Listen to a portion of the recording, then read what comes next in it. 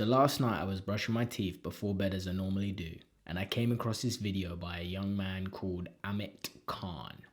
Anyway, this video was titled, "Dear Young Men, Stay Single." Now, before I critique this guy's video, I want to make a quick disclaimer. Dude has a wonderful soul, makes well thought out content, and clearly means very well. But in a nutshell, this guy was basically advising young men to stay out of a relationship until they self-improved their quote unquote sexual market value. The idea here, I guess, is you self-improve yourself until your rank in the sexual marketplace is so high that you can attract the girl or boy of your dreams. Sounds like pretty good advice, right? And I agree, it's not baseless, stupid advice, and it could probably help a few people out there. But at the end of the video, rather than nodding my head in agreement, I was reminded of the popular clip from the movie Fight Club. Everywhere we went, we were sizing things up.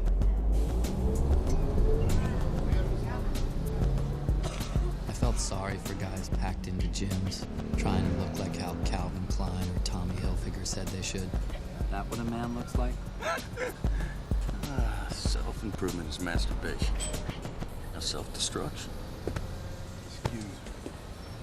Now, if you haven't seen this movie, I highly suggest you first go and watch it.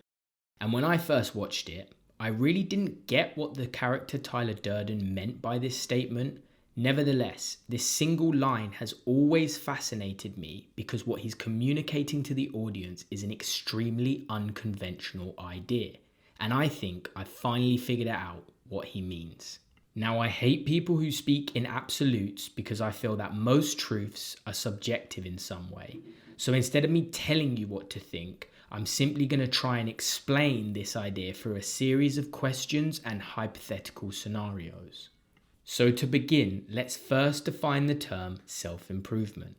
So self-improvement is the act or process of improving oneself or one's life circumstance by one's own actions. That's pretty simple, right?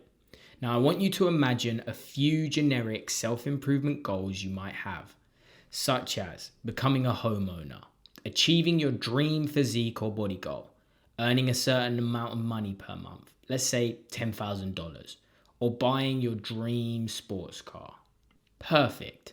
Now let's destroy them. Let's take the homeowner scenario. You set yourself the goal that you refuse to date anyone until you own a house, because people love people who have their stuff together, right? Yeah. So, you do your self-improvement stuff, and a couple of years later, you saved up enough money to buy a house. Great. You buy the house, and you live in it happily ever after. Now you can find the partner of your dreams, right? Wrong! Why? Because you forgot that you're Ukrainian. And being that you're Ukrainian, you obviously live in Ukraine. That doesn't sound too far-fetched, does it? Anyway, one day whilst you're out looking for your new girlfriend or boyfriend, all of a sudden, Putin decides, hey, let's get the Soviet Union back together.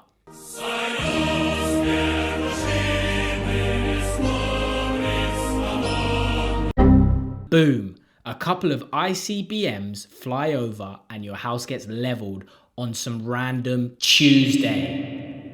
So I guess you've got to say bye-bye to the house. And to make matters even worse, you hadn't even had enough time to find the partner of your dreams before your house was destroyed.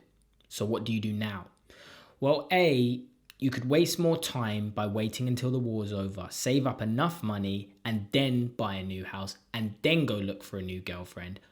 Or you could do what the Ukrainians have actually done and adapt to the change of circumstances and roll with the punches. You starting to catch my drift now? Nope? Okay, let's do another one then. Let's take the goal of attaining your dream body. So, you say, because I've got to focus on my dreams, my goals, I'm not going to date anyone until I have my dream body. You decide that then and only then you will be able to attract the man or woman that you need to be happy. Now that's a great idea. No wasting money on dates, no cheating on your diet with junk food, no wasting time cuddling your girlfriend in bed, no distractions. And good stuff. Would you look at that? It's 1.5 years later. You have finally achieved the ultimate Chad physique.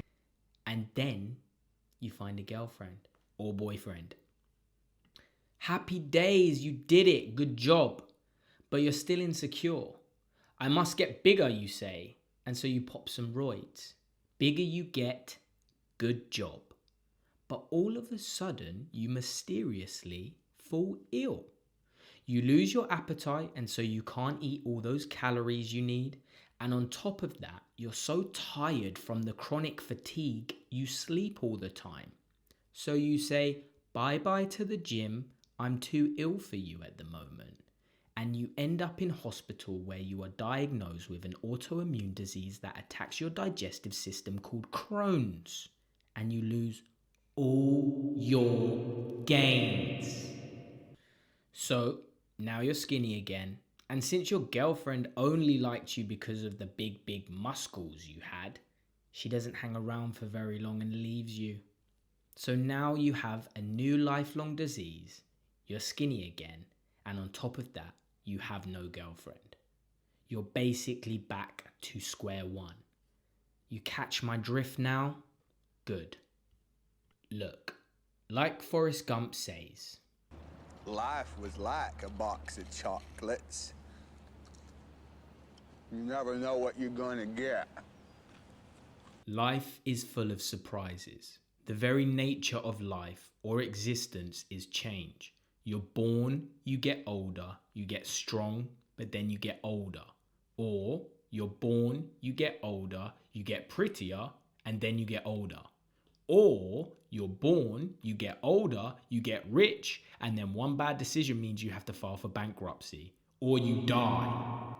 Through self-destruction, you really get a true sense of self-improvement because you're destroying the very insecurities which make you want to self-improve in the first place.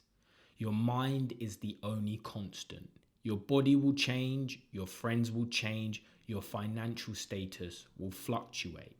You could win it all, but you could very easily lose it all. I mean, look how many professional athletes go broke.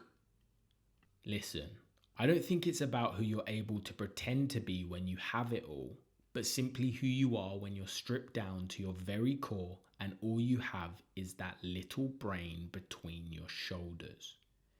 If you give a man a fish, you feed him for a day.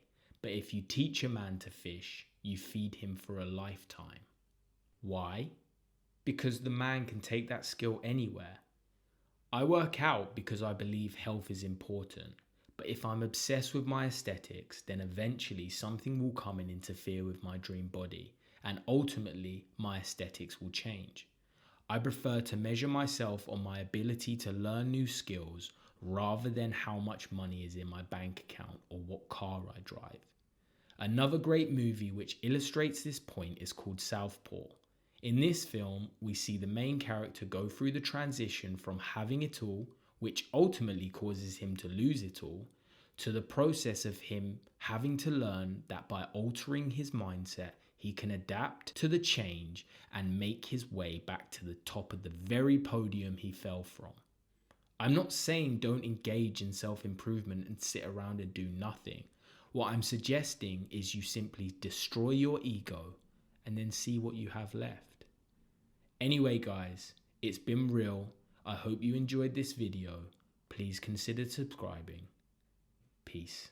I'm out.